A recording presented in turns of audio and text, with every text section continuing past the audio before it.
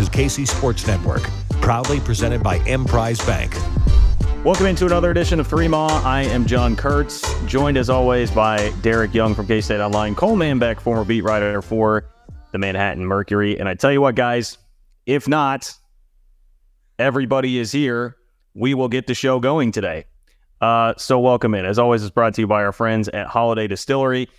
They've got the 360 vodka. They've got the Ben Holiday bottled in bond bourbon. And I tell you what, the Big 12 office is forcing me to want to hit that. And I haven't had a drink in like 3 years. So that's where we're at today after this tiebreaker.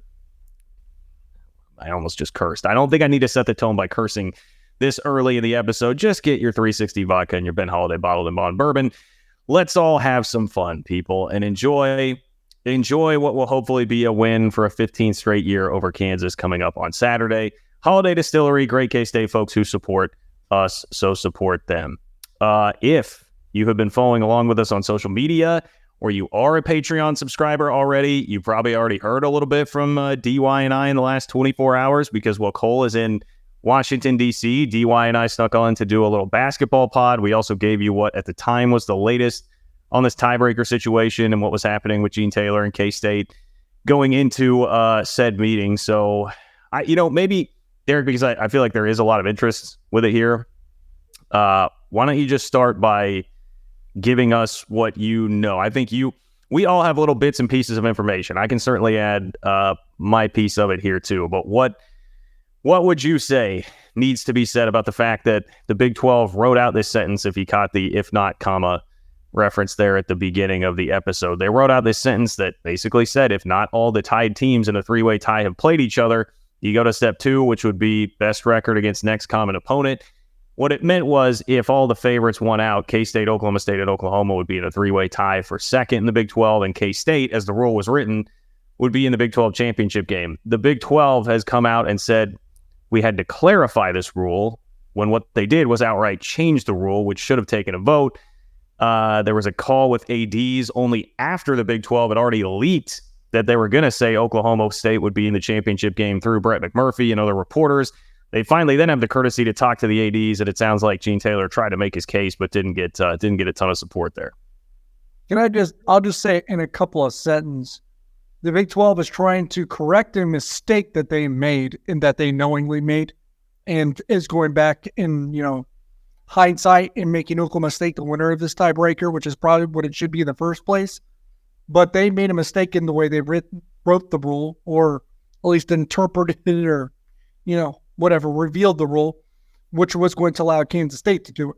But knowingly making that mistake, they're basically refusing all culpability here, and I think that's the biggest problem. They're being very disingenuous. You've called it gaslighting. I've called it outright lying. They're like refusing blame and all of this and basically said, no, this is what it said the entire time. Well, that's bullshit, to be quite honest. It's not what it said the entire time, because the only way that it intended or said what it said they claimed to have said the entire time was if you removed the second sentence in the initial verbiage. You added on that sentence for a purpose. So this is bullshit. They're trying to make people think that they meant something all along when really they should be taking ownership of the mistake, accountability, culpability here, and they're refusing to do so. It's really a failure in leadership, the way that they've approached it. Like, it would be one thing if they said, we screwed up the way we wrote this.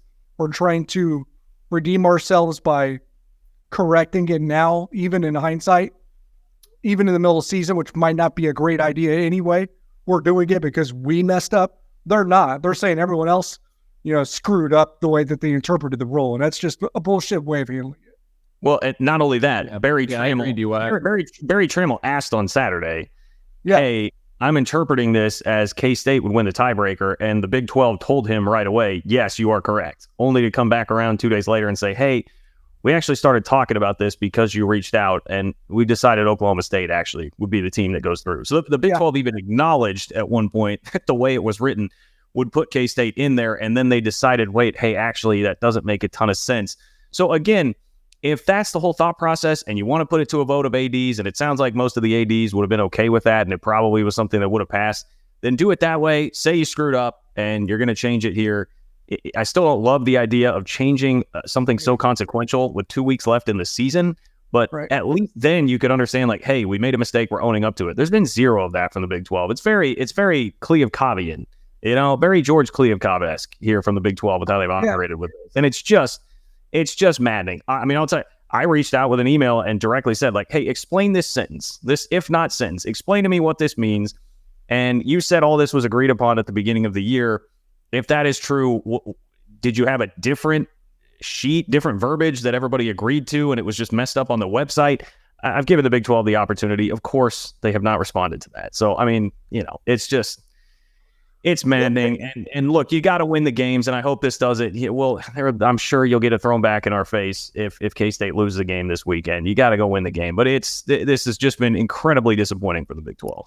One, the fans would still be pissed off no matter what. But two, it would feel like there would be a bit of a feeling of relief if the Big 12 wasn't being so naive in the way that they were handling it. It's like they think that they're dealing with toddlers here. Like, do you think we never passed a high school English class? Like, don't tell us this is the way the rule was written the entire time when it absolutely was not. Don't treat us like stupid idiots.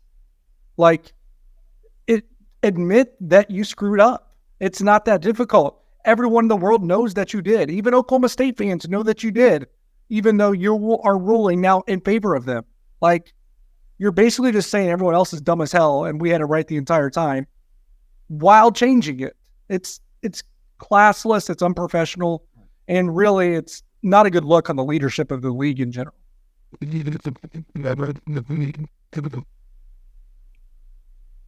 Cole, go ahead. Weigh in, guys? Yes, I'm leaving it for you. Okay. Especially, to be honest, and I'll set the table here for you both. I know Kurtz already has a little bit, but you guys are in careers where it very much is conducive to this type of situation. We are PR professionals. I mean, So here, as a PR professional, I have this to say. Brett Yormark and the Big 12. Okay.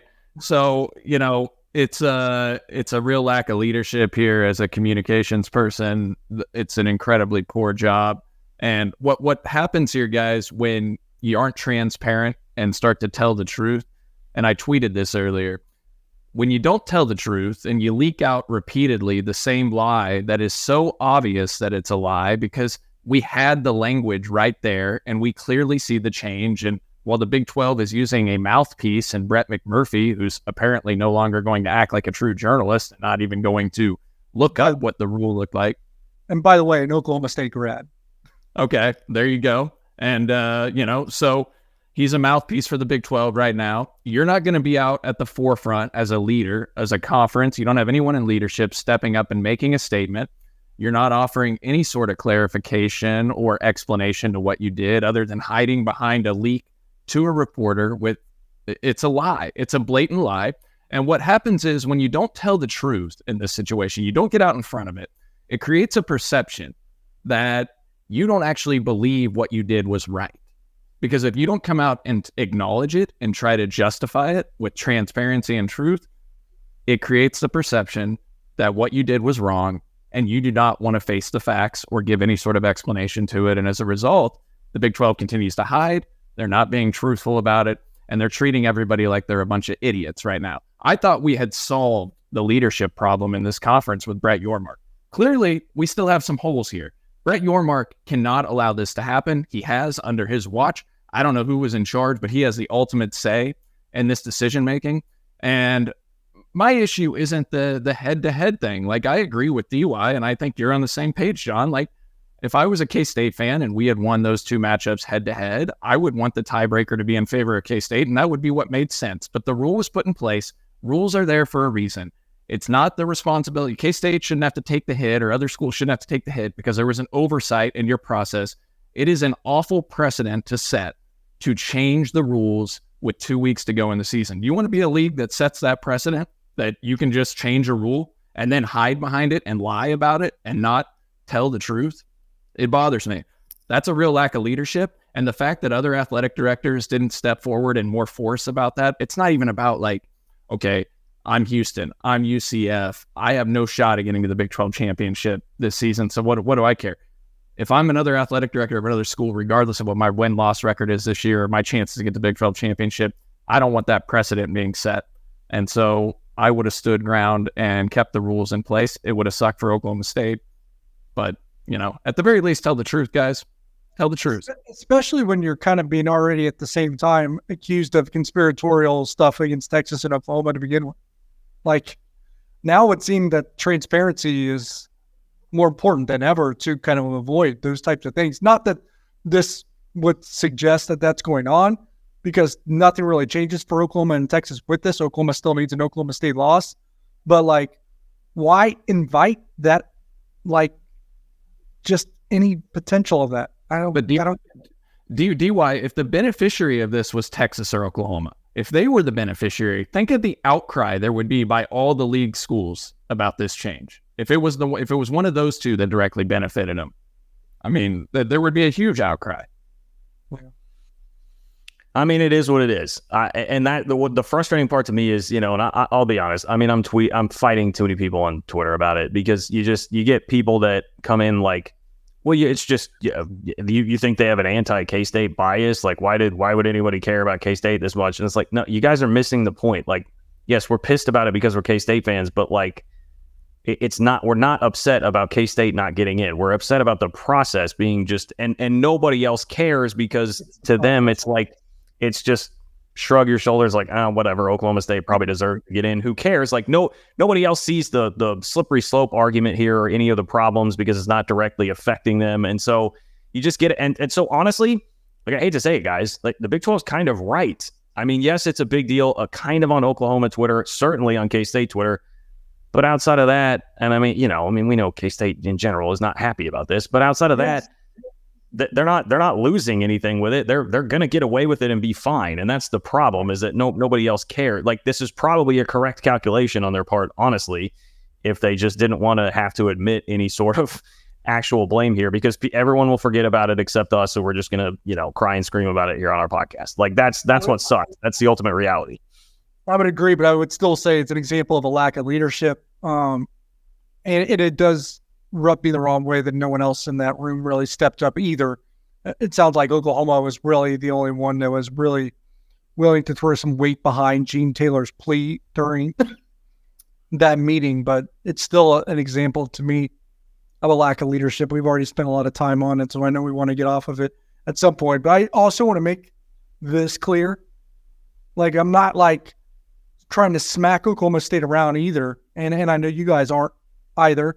And I think most of the folks from the Kansas State contingent that have discussed this, in addition to us, would agree with us in saying that nobody really has a problem with Oklahoma State winning this tiebreaker. It's the way that the conference handled this. Yes, totally agree. Well, guys, who would never do us wrong? Who always has great leadership, never has a lack of leadership at all, no problems with that. Also knows how to use a goddamn comma. Who knows how to use a comma? Home Field Apparel. Guarantee it. Go to their website. I bet Home Field Apparel, you will find appropriate comma usage all across the board. No problems there at all. And it's because they're the best, guys. They've got all the great K-State gear that you could ever want. 40 plus items of K-State gear on the site, retro logos. It all looks awesome. I am very stoked for it, and I believe you're going to have a pretty good sale coming up here. They usually do for Black Friday. DY today is wearing North Dakota State, flashing some Bison apparel. It's still Chris Kleiman week at Northern Iowa on the last show. It's still Chris Kleiman week. Love that. Homer DY supporting Cly Dog once again. We gotta love that. You can get 100 plus other schools on there, as evidenced by that they have North Dakota State at homefieldapparel.com. And the best part, you can get 15% off your first order if you use promo code 3MON23. Don't ever say we didn't do anything for you, people. 3MON23 at homefieldapparel.com. Make sure you find those correctly utilized commas and the tremendous leadership of everybody at Homefield Apparel. Thank you for your support and your service, Homefield Apparel. We're back in just a moment. Thanks for listening to KC Sports Network. Make sure you download our new app. Find it on the App Store or Google Play. Just search KC Sports Network. Okay. Headline number one. Cole, here's what we might do. There's going to be some questions about Kansas or some headlines about Kansas here. We might have to blend your Kansas preview in with the headlines just to make this in a timely manner. So feel free to expand a little bit on some of these. But headline number one, I think the biggest headline around this game, there's no real escaping it. It is, what is the Kansas quarterback situation going to be? And I will give Lance Leipold and company this. Their gamesmanship has been on point so far, because Leipold at his press conference on Monday sounded fairly optimistic about the odds of Jason Bean playing, dealing with a head injury, potentially also a knee too. It sounds like mainly head injury being the issue here. Leipold sounded fairly optimistic on Monday. Then on Tuesday, he goes on 8-10 and said that Cole Ballard was, quote, probably the direction we're going to have to plan on at the moment. And then today, offensive coordinator Andy Kotelnicki had a press conference, his weekly presser, and he said that Jason Bean took a lot of reps at practice and seemed kind of bullish about the idea of Jason Bean playing. So, look, that's pretty predictable. Honestly, it's what I would do too if I were in their shoes, but who knows right now. I'm operating under the assumption that Jason Bean probably will play. If it's not Jason Bean, obviously it's a freshman, and Cole Ballard, a former walk-on. He went 9 of 20 passing for 124 yards last week against Texas Tech.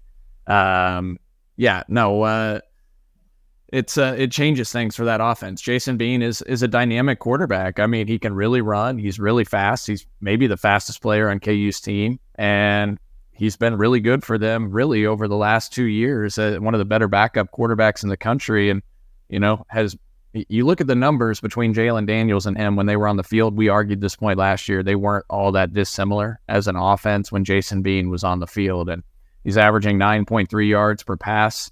They're doing a nice job with the scheme. Obviously, we know that KU offense is really good, and one of the things that really challenges you with that KU offense, and we'll get into a little bit more in a more brief offense-defense preview, but they really can get you with the deep ball, a lot of explosive plays, and that's really based off the scheme. And if they have a Jason Bean, that scheme is obviously better because he's a mobile quarterback. Now, Cole Ballard can move around, but Jason Bean's super fast and, threatens you at a different level with his speed, and their scheme is much more difficult to defend, obviously. If he's on the field, he's a 6th-year guy at quarterback versus a freshman walk-on. So I wouldn't expect anything less from what KU's doing in terms of, trying to play it coy and create confusion there and make K-State prepare for multiple quarterbacks. But I would suspect K-State is preparing for Jason Bean to be the quarterback on Saturday. Like how big of a drop-off? I mean, is this like how big? How would you quantify how much different the threat of Kansas is, Derek? I guess we'll go to DY on that if it's Jason Bean versus Cole Ballard. I view it as drastic just because Jason Bean is both dynamic with his legs, for sure, one of the fastest players on the KU team, but has a good enough arm to where he's going to threaten teams and can be dangerous in that way as well. There's a reason why they're sitting here 7-3, even though Jalen Daniels has barely played. And Jason Bean deserves a lot of credit for that. Now, at the end of games, he's a little bit of a problem still, and I will back away from that. His clutch gene is like the opposite of what you want, right? He's got the non-clutch gene, so to speak. But at the end of the day, I think what I saw with my eyes, there's a drastic difference between him and Cole Ballard. But I will say I talked to a source from Kansas State today that said they flipped on the tape this week a little bit, have been watching Cole Ballard, and they're actually impressed with what they've seen and don't view him as a drastic step down. So, and I don't think that's just like, and obviously that was all like not with a microphone in their face, right? So they weren't just giving me lip service. I think they think Cole Ballard is not your average walk-on. I think he's definitely better than what you would think of as your typical walk-on. I would agree with that, but I think there's a pretty sizable gap. I mean, Bean, I think, raises the ceiling considerably for them. But no matter what, I mean, really, the bottom line to me is they've got a week to work on it this time. He got thrown into the fire against Texas Tech. They hadn't built a game plan around him. If he truly is going to be the guy, they'll be able to scheme up some other things. I imagine that they would use a lot more Devin Neal than what they did against Texas Tech, which they probably should have gone to Devin Neal more than they did. Anyway, go ahead if you have one more thing. Yeah, in more games than one is what I would say in regards to Devin Neal. Like, I know there's 2 games where he has 20 or more touches, I believe, at least in his last 6 games. Like, he should be getting 20 or more touches every game. That dude's a stud. He is a star, for sure. Headline number 2 is, unfortunately, surrounding K-State injuries. I guess injuries/suspensions. We'll start with the good. Khalid Duke is not going to have a suspension from the conference for the tussle that he got in with a Baylor offensive lineman. That is good news. But the bad news is we got confirmation from Chris Kleiman at the press conference on Tuesday. Not only will Jay Clifton be out for the Kansas game, he is out for the year. If you're keeping track at home, that is the third season-ending injury in the K-State linebacking core this year. And it's, thinking of the immediacy here, where it definitely hurts to not have him for the rest of the year. We talked about it the other day. It sucks to think about him not potentially being ready for the start of the season next year. I mean, we'll see. And also having Asa Newsome, another young linebacker that you felt very optimistic about for next season, dealing with a severe knee injury too. So expected, but pretty bad news, DY, on that front. Yeah, you're fortunate that you already gave Austin Romaine a ton of reps this year. And Rex Van Wy starting to come along as well. So it's pretty amazing to think about it. Like, I'm going to look at this as a glass half full kind of thing. Jake Clifton was trending towards being the best linebacker in the room. Don't get me wrong. But glass half full, like, they have Austin Romaine ready to step in. He's taken a lot of snaps this year, even as a true freshman. And then Rex Van Wy's really come along too. And to be able to sustain the burden of 3 season-ending injuries and still not feel like this is catastrophic is pretty emblematic of the program that Chris Kleiman has created. Yeah, it's a huge loss. There's no doubt about it. Jake Clifton was playing really good football and had manned the middle linebacker position. And the thing that concerns you about this game, guys, and we highlighted it a little bit earlier in the week, but look, this is a KU offense that tricks your eyes a lot. They play with your eyes. There's a lot of misdirection. It's a great scheme. And when you're down to your third-string middle linebacker, albeit Austin Romaine has had a lot of experience this year, he's still a true freshman. And this is probably the more challenging or most challenging scheme he will go up against, and how they challenge you and your reads defensively to react quickly and not get tricked. You look at this KU offense, they run the heck out of the football, not 5 yards per carry. That's 18th in the country. You mentioned Devin Neal, 965 rushing yards on 155 carries. Look, he's averaging 6.2 yards per carry on the year, 10 touchdowns. He's a guy with almost 2,800 career rushing yards and 5.6 yards per carry in his career, 27 touchdowns. And then Daniel Highshaw, a really good physical running back with 552 yards on the ground, 5.4 yards per carry for this KU football team. So they're going to run the ball at you. In fact, they run it on 60% of their snaps, guys. That is the highest. I think that's like top 15 in the country in terms of total snaps, in terms of they run it. So 60% of their offensive plays come via the run. That's actually number 16 in the country and number 2 in the Big 12 behind West Virginia. So they're going to challenge you at the middle linebacker position in that running game. You got to be gap sound with how you're going about that. The other concern I have, and this is also falls on the safeties, right? But Mason Fairchild, a really good tight end. KU's really good at getting their tight ends and fullbacks open. Mason Fairchild, a 6'4" senior, 35 receptions for 443 yards last season, 6 touchdowns. He's got 23 catches for 337 yards this season, nearly 15 yards per catch, almost 1,000 yards receiving in his career. The thing that concerns me with that, guys, is KU's really good at getting their tight ends and fullbacks open on seam routes over the middle. And one of the things they've done schematically this year is, like, a couple different times, they moved their tackle and lined up their tight end as the left tackle and made him eligible and released him on routes. It tricked Oklahoma State multiple times in that game in Stillwater. So that's just an example of some of the tricky things KU does.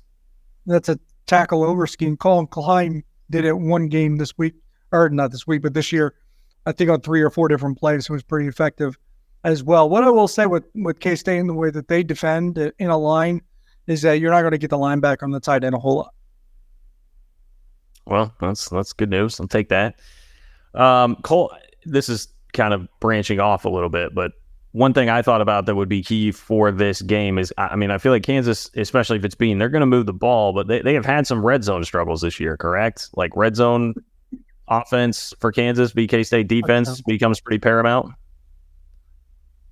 Yeah, so, if you look at K-State's defense, they've been tremendous in the red zone. They're only allowing a 37% touchdown rate in the red zone, 10 touchdowns on 27 red zone attempts for K-State's defense. So they've been really good there. I think KU is 25 touchdowns and 39 red zone attempts. So they've been okay, but they haven't been at the, it's been more average, right? It's going to be a key part in this game. If K-State can stiffen up in the red zone like they've been able to do for much of this year and hold KU to a field goal, that's going to be a key part. And then, when you look at, KU's defense in the red zone, John, KU's last in the country in red zone defense and allowing overall scores, dead last. Their opponents have scored a touchdown or made a field goal on 40 of their 41 red zone possessions.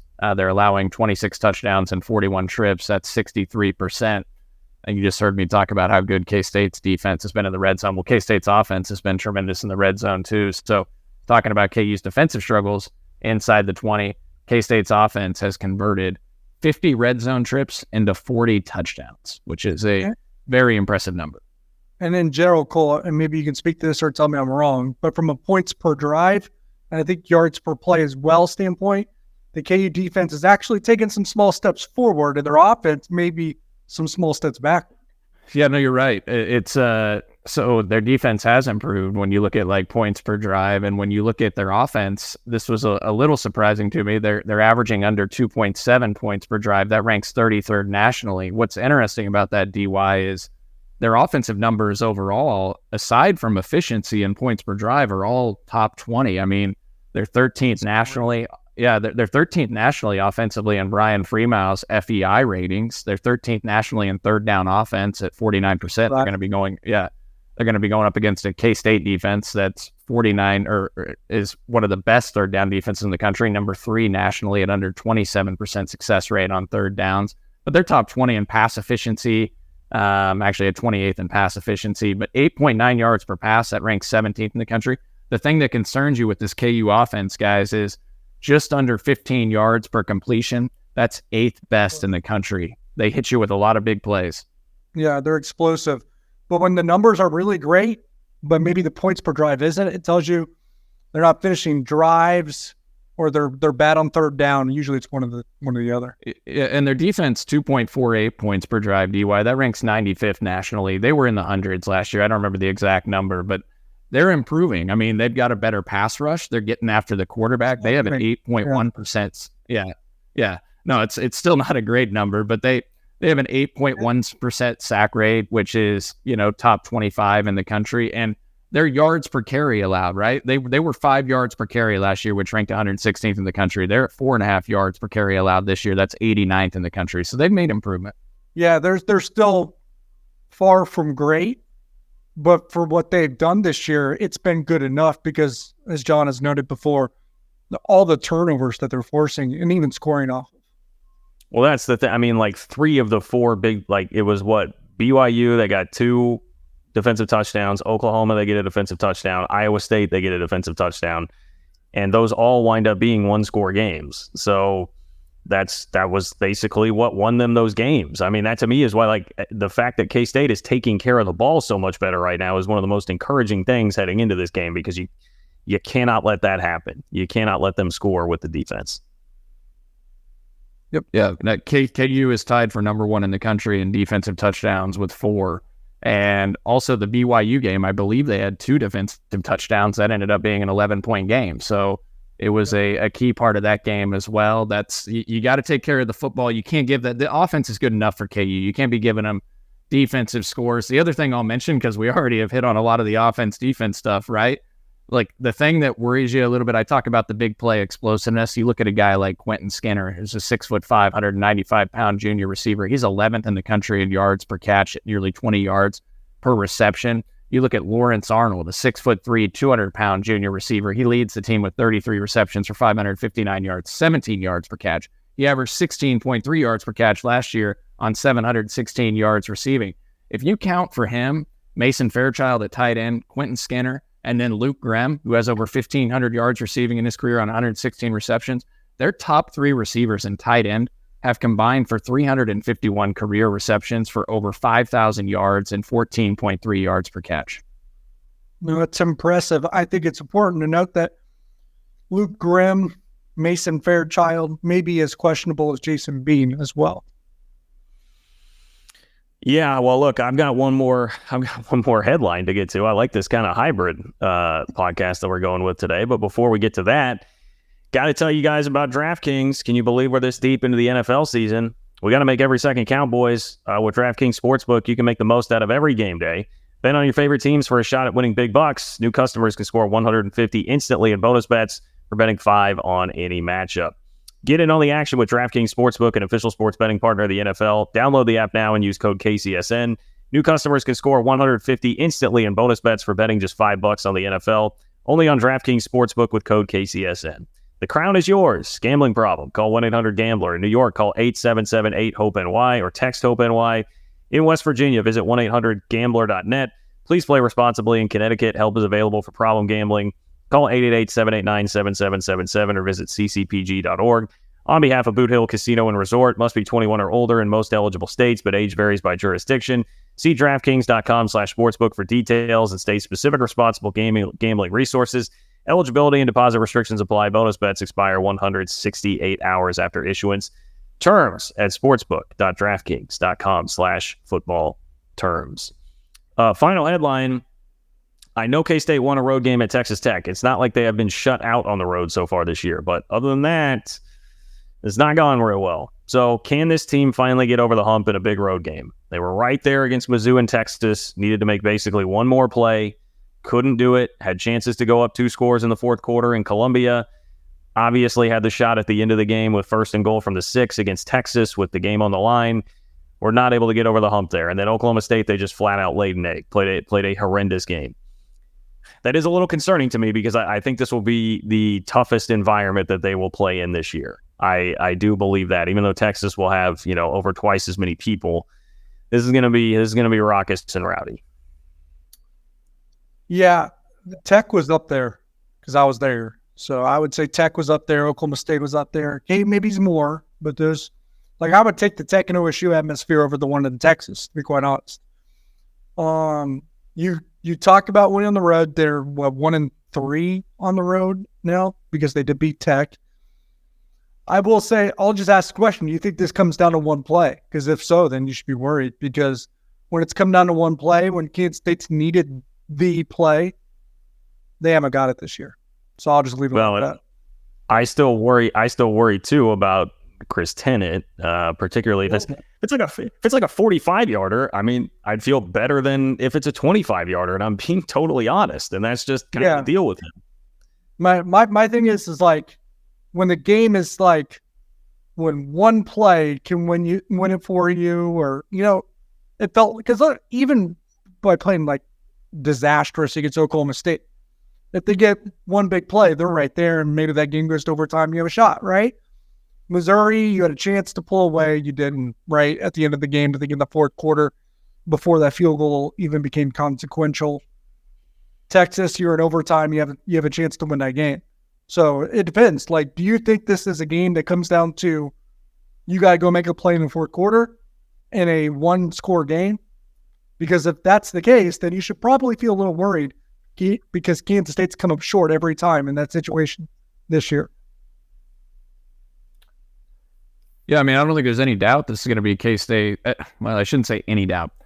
I feel like this is going to be the most jazzed up atmosphere K-State will have played in, and I know some K-State fans may roll their eyes at that just given the past history against Kansas, but look, a 6 p.m. kick against your rival, the most anticipated Sunflower Showdown on the football field in almost 30 years. John had already mentioned it's the first ranked matchup since 1995, both teams in the playoff poll. KU believes they have a chance. They should believe they have a chance. They have a good football team. It's going to be an electric atmosphere. There'll be a lot of K-State fans there too, but it's going to be a tough place to play. And K-State was good on the road last year. Can they get back to being good on the road? I mean, they haven't been awful on the road. They've been right there in games. To what you just said, DY, they just haven't made the winning plays. Now Oklahoma State, they were pretty awful for a large part of that game. But the Missouri game, the Texas game, and I guess you can argue they were pretty bad for a lot of the Texas game, but they were there at the end.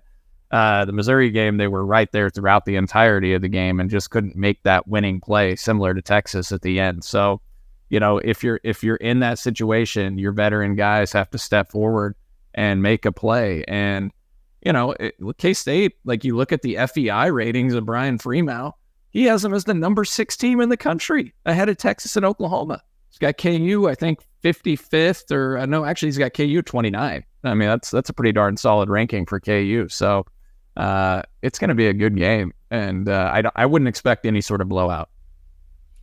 Yeah, well, and to your point, Cole, I mean, look, like this, let's not make any bones about it. I mean, this is what the Kansas season is about. This is what the Kansas season has been about this year. Like this, they knew they had K-State coming in. They knew there were heavy losses from the Big 12 championship team last year. This is quite literally the Super Bowl, especially now that they've lost enough to where the Big 12 championship game is not a possibility. I'm not sure how many of them were legitimately believing that throughout a lot of the year, and they did get a tough break with their schedule. I will give them that.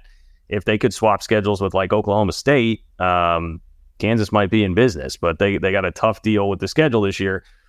So with that out the window, I mean, this is it. Like it will still be a nice season if they were to finish 7-5, 8-4. I guess it'd be 8-4. You know, if they lost this game and then beat Cincinnati and finished 8-4, I'm sure they'd still feel very good about that.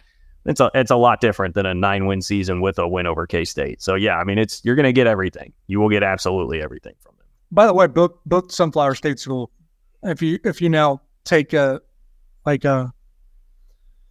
after report of the schedule, got the raw end of the deal when it came to these unbalanced schedules compared to what the Oklahoma schools got. Because now look what Kansas State got.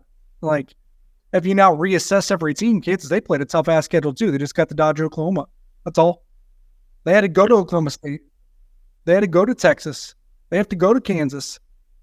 You have to go to 3 of the other 4 best teams in the league. Yeah, well, don't even get me started about the Oklahoma State schedule thing. I mean, I didn't push that argument too much, but yeah. Back to the original discussion, they missed Texas and they got all 4 newcomers on their schedule this year. So, absolutely. But I was saying, if you look at it after the fact, Kansas State got a pretty tough Big 12 schedule too. Should mention, check the feeds. Make sure to be watching for the player interview coming up this week. That'll be Keenan Garber, Kansas kid, Lawrence guy. Had a pick 6 last week, so very appropriate, apropos to be the interview this week. But we've got quick hitters now, boys. Quick hitters. This is going to be the final game at the booth, as we know it. Most memorable K-State win at the booth to you. I'll throw out some possibilities for you here. There are plenty to choose from. 2019, of course, the Who is K-State game. Wildcats won 38-10, and it was only 10 because Les had to get a touchdown for his son squeezed in at the end of the game, which started the run of loser coaches taking timeouts to get touchdowns late in the game to pad the score against K-State when they were getting their ass kicked. 2002, 64-0 early in the third quarter. Of course, there's a memorable shot of the dejected Kansas player on the bench with 64-0 in the background on the scoreboard. 1994, K-State tore down the goalpost in Lawrence. K-State fans storming the field there when Bill Snyder got his first win in Lawrence. 2010, a personal favorite of mine, 59-7. K-State won kind of out of nowhere, and I'm just going to start. That'll be my choice. Holds sentimental value for me. I was in the student section. They did not like me by the end of that game, but there weren't many of them by the end of the game, and I stole a sign that was just laying on the ground because nobody was there. Jordan Webb was the Kansas quarterback, and it was a sign with glitter. They wrote out "Fear the Web" in glitter, and then there was like a glitter spider web. And I was, for like the last quarter and a half, I was just holding that from the front row of the Kansas student section, trying to get on TV. So that holds a special place in my heart. Thursday night game, 59-7. But what say you? We'll start with Cole. I'll give Derek a little more time here. Cole, your favorite win at the booth? I'm actually going with 2010, John. I would go with 64-0, but back then, like, the KU game was kind of ho-hum, like, just expected to blow KU out. The 2010 game, you were coming off the heels of 2009, where you ended the 3-game losing streak against KU with Mark Mangino defeating the Wildcats and Ron Prince. 3 consecutive years. You beat them in 2009 by 7. Then KU's got Turner Gill as the head coach. It's a weeknight football game. I can't remember if it was on FS1 or ESPN, what TV network had the game. But, Kansas State, I was nervous about that game going into Lawrence, and K-State just blitzed them from the start. That was the game where I think, was it Tremaine Thompson put a juke on a KU defender and just embarrassed him? So, I would go with that 2010 game. I've only been there for 3 road games, 17, 19, and 21. And none of them are particularly memorable other than Kansas State dominated. So, I guess none stand out above the rest, John. But I will say I got pulled over in Lawrence in 17. Well, the 19 one, I thought that was still a lot of fun because that had a little bit of juice to it because of Kansas had just, what did they do? They beat Texas Tech. They almost beat Texas. There was a lot of buzz about who was their freaking offensive. Brent Dearman, the guy, he DM'd me. We DM'd a little bit. Brent Dearman, he was actually kind of fun. When I made those 30 for 30 parody videos, Brent Dearman started DMing me about it. I think I called him Brent Deer in the headlights. But then, 38 to 10 happens. And after all the less chatter and all that stuff, there was a jack crowd. Kansas legitimately believed that they could win that game at the time. So that was pretty fun. 2019 was pretty fun. I just think that was fake juice. By the way, Brent Dearman is a head coach now, I believe. Where? I think in North Alabama. Okay. All right. Shout out to Brent Dearman. Okay. How would you power rank the running backs playing in this game? Devin Neal, DJ Giddens, Trayshawn Ward, Daniel Hishaw. How would you power rank the running backs playing in this game? Devin Neal, number 1. DJ Giddens, number 2. Hishaw Ward tied at 3. Oh, a tie. Okay, a cop out from DY. To me, that's really the decision. The decision is Ward or Hishaw. Who are you taking? All the numbers are pretty similar. I was looking at all the numbers. They are really pretty damn similar between all. Give me Ward just because I'll be a homer and he's a cool dude and he's actually probably pretty due for a big game. So I'll get Ward 3, Hishaw 4. It does feel like Ward's due for a big game. He's been kind of quiet the last couple of games after he really broke out over 2 or 3 games when Avery Johnson came in at quarterback, and DJ Giddens has kind of stolen the show. He did at least against this last weekend against Baylor. So I'll rank it as Devin Neal, DJ Giddens, then Trayshawn Ward, and then Daniel Hishaw, but it's very close between Hishaw and Ward. Yeah, I would do the same. And actually, Devin Neal, I think, is the best running back in the game. But if you do look at the numbers, DJ Giddens' numbers are pretty comparable to Neal. And he can get to 1,000 rushing yards this week if he has like a 160-yard game. I'd take that. Sign me up for that.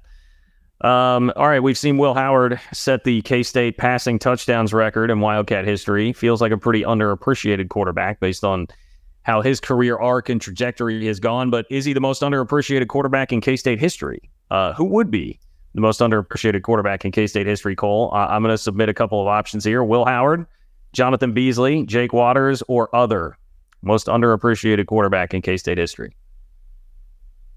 Something tells me you're not going to answer Jake Waters, so I think we can probably eliminate him. I'm trying to think here, John, because I have a great appreciation for Will. Jonathan Beasley, he got benched for one game against Iowa State in '99. I'll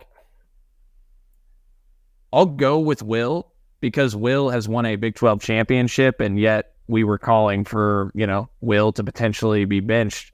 Jonathan Beasley got K-State to a Big 12 championship. He didn't win a league title, although they had great seasons, won 11 games both years where he was starting quarterback. I'll go with Will, but Jonathan Beasley is a very close second. That's what Jonathan Beasley went 22-4 as a starter, man. They had 11-1, 11-3, 11-1, 11-3. I'm going Jonathan Beasley. I think that's all forever the answer because you just don't hear much about him. But I think it's pretty close between he and Will based on the success that. If you take out the COVID year, Will Howard's record as a starter is probably pretty freaking good. Not 22-4 good though, I don't think. But Beasley's completion percentage was 40% his first year, right? But that was the K-State offense then. I have this conversation all the time. L. Roberson had years where he completed 39% of his passes because the Snyder offense was run, option, bomb it down the field. That was it. They would get the James Terry, Darnell McDonald, you get the big play guy down the field, and then you just huck it. And that was really what they did. Bishop in 97. Bishop in 97 might have been the second team All Big 12 quarterback, and he completed 38% of his passes because that's just how the offense was going at that point. So I'm going to say Beasley. DY, I know, it's a little more limited for you. You have anything that you want to offer up on this one? No, I'm actually trying to see where Will's record is as a starter at the moment. I would honestly be curious to know that. So Well, while you're doing it. Oh, go ahead, do it. I can see him counting. I believe it's 16-4. And you said that's without 2020? Without the COVID year. So you throw in a COVID year, it's not as great. But 16-4 without COVID, I believe. Okay. And more so than COVID, I think it's just the fact that he was thrown into the fire as a freshman. That was a true freshman year, and he didn't get the regular amount of practice. So people roll their eyes when we get rid of COVID, but you really should when it comes to Will Howard. Yeah, Jonathan Beasley did not have to do the same thing. He got some time there. I would submit, too, honorable mention, like, I always think Josh Freeman gets too much crap. Matt Miller had a really nice year for K-State where they won 10 games in 1995. I would say a what-if quarterback might be Jesse Ertz. These things. Yeah, Ertz is a good one. Yeah, and I would echo what you just said. Yeah, I would echo what you said. I mean, it's easy to forget Matt Miller and Brian Cavanaugh, but both of those guys, kept things going in those one-year runs as quarterback. Yeah. Matt Miller was the quarterback in 1995 when ranked K-State beat ranked Kansas 41-7. Kansas was the higher-ranked team going into that game, and K-State won 41-7. What's your favorite type of comma? We've got, like the Oxford comma, the listing comma, or perhaps even the Big 12 comma. What is your favorite type of comma, Cole, as somebody with a journalism degree? Yeah, my favorite type of comma is no comma right now. You know what? I go with the M dash, instead. Maybe the Big 12 could practice that instead of the comma since they don't know how to apparently place commas. So or a semicolon. Yeah. But semicolon. Yeah, I'm willing, John, if you want, we can go teach the Big 12 guys how to write, For free. I'd do it for free. Nice little workshop. Yeah. Make that happen. DY, your favorite comma? No comma is my favorite comma. Let's just get to run on Sultans. I'll just feed into the fact that I don't have a journalism degree. Try not to use that too much, DY. I saw that being a criticism of you. Yeah, don't use the word that 4-letter word that. That's a problem. Apparently, don't carpool, guys. So if you're going to Lawrence, take separate cars. Yeah. Hey, don't carpool. Hey, real quick, because we haven't gone off the rails at all. Bryson, DY wants to meet you at the James Naismith statue. James Naismith statue at 2:00 on Saturday. He wants to meet you. So you gotta just wanted to make sure that he knew that. You gotta stop giving that dude airtime, man. Not worth it. Not worth it at all, man. Lions and sheep. The carpool thing was good. We gotta leave it there. I'm gonna trample my last. We got to get Cole out of here. I'm gonna trample my last quick hitter there to get to lead pipe lock of the week, which I am just melting down. I've lost 2 weeks in a row. Cole has won 2 weeks in a row, so he's just a game back with 2 to play. I'm 5-4. Cole's 4-5, and DY got one this week, so he's now 2-7. I flopped with that Kansas line. Now I would say if Jason Bean plays, good chance Kansas is covering, and I would have hit that, but whatever. Derek got Colorado to hit, and Cole had the pick of the year with UCF. So Cole probably should get credit for 2 on that one. You guys are probably a little tired of me sticking in the Big 12, but I'm sticking in the Big 12 again. And speaking of UCF, Cole, they've got to go on the road to Texas Tech. Massive come down now. Texas Tech needs this game for bowl eligibility. Yes, they have Texas next week, but this is a huge game for them to get bowl eligible. I think it'll still mean a lot to Tech. They're at home. And UCF, I don't love UCF having to go on the road after a win like that. So I'm going to take Tech minus 2.5 as Mother effer. That was mine. Mother effer. Okay, cool. You're up because I have to find a different one. I mean, you can use the same one if you want. That's fine with me. DY, we don't have any tiebreaker rules that have been put into place here yet. So we can just do whatever the hell we want. It doesn't matter. I'm gonna find a different one because I don't. That seems cheap. I'll go. I got one, guys. I'm taking Houston. I'm taking the Cougars. Oklahoma State. I'm picking the 3rd straight week. I've taken a team, either Oklahoma State or I'm taking them to lose. I'm taking Houston +7 at home. Houston coming off a deflating loss to Cincinnati. And Houston, Dana Holgorsen, friend of Kansas State. He wants to stick it to Oklahoma State. I bet Dana would have spoken up for Kansas State in that meeting. So I'll take Houston to cover. I'll take Houston to win. I can't trust Dana Holgerson. I can't do that. I cannot in good faith do that. I'll do Florida plus 11 against Missouri. Let down from Mizzou. It's a Very, big win very last week. comforting pick. I guess I'll do it. Well, I had to find a different one in like 10 seconds. Cool. Sorry. Yeah. You know, what can I do? I've got the Probably good my picks. best pick of the year. Well, let's hope that we're all correct on the final pick, which is a prediction of the game, of course. I'm going to take K-State 30, Kansas 24. I think the key to me will be just don't let them score. Don't let them score a non-offensive touchdown. Don't let them score a non-offensive touchdown, and I think you will be okay. But the concern, obviously, is they found a way to do that when they're winning Big 12 games. Don't turn it. My notes are literally the same as John's, apparently. I don't know if he's got a hack in my system. Kansas State 31-24. Don't turn it over. Oh, we all have a very similar spread. I got Kansas State 38-31. I think K-State will find success on the ground against Kansas. Look, this is the KU defense over the last 2 weeks, only giving up under 3 yards per carry, 211 yards on 73 carries over the last 2 games. But the 4 games prior to that, they gave up 1,085 or it was 1,025 yards on 182 carries and 5.6 yards per rush. I think K-State will have enough success on the ground. I think they'll have enough success offensively. And regardless of who's at quarterback, I do expect KU to put up points, but I think K-State wins this game 38-31. All right. We appreciate our friends at Holiday Distillery. Get your 360 vodka, your Ben Holiday Bottle and Bond Bourbon. We also appreciate Home Field Apparel. Be watching out for their Black Friday sale that's going to be coming up, 3-23 to get 15% off your first order. Thank you to Nick Springer behind the scenes. Thank you to Derek Young and Cole Manbeck. Cole's got to go talk to Keenan Garber, so we are out of here. We will talk to you next week. Take care, friends.